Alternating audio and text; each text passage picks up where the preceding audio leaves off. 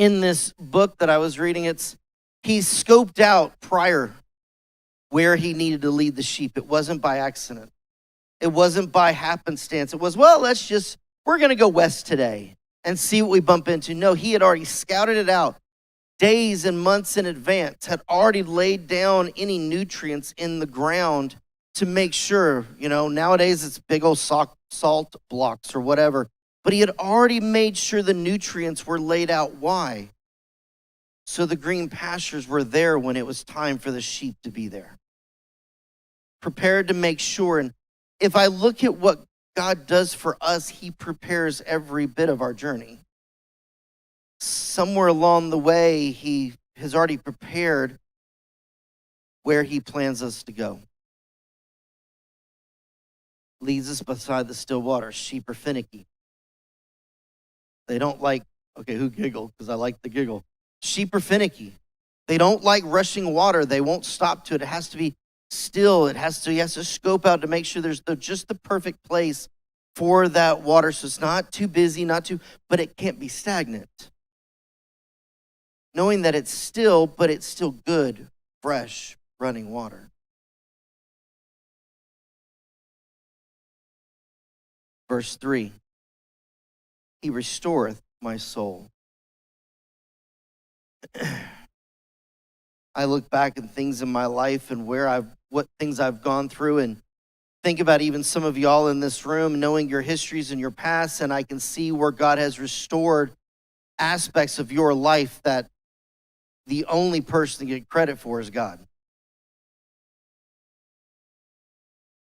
You could sit there and go with spirit, soul, body, that there are things that he has restored in our spirit, man. He's restored things in our physicality, but even though he's restored how we think and how we process, and even how we look at things, our perspective. He restoreth my soul, which means at some point, I didn't have a good day. At some point, I was struggling. At some point, something didn't go right. But he said, listen, he restoreth my soul. So that at some point when I was at my lowest, he's like, I got you. And he restored us back to where we needed to be. Now, maybe in your life, you're already beyond that. Or maybe this is a statement of hope. One of the two. But there's a promise there that even though we know all of our days are not, we came in, we were talking about how wonderful and awesome today was. It's a beautiful day. Really, truly getting out in the car. It's like, I just want to take the Jeep, throw the top off, pull the doors off. For the kids' sake, we'll put the extra little metal doors on the back thing. Buckle up, put hats and glasses on, and drive. And go.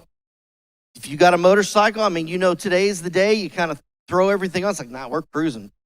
And go. It's a beautiful day. But we also know that life does this.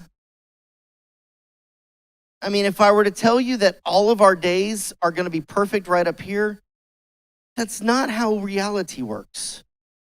There's these. Some days are better than others. Some days we tank out the bottom. Some days we need to be reminded that he restoreth our soul. He restores who we are back to where he needs us to be or where we should be. He restoreth my soul. He leadeth me in the paths of righteousness for his name's sake. He lays out the paths of where we need to go for his righteousness, and not for our glory, but for his. To say, this is where I need you to go. Not for any other reason, but because this is my will for you.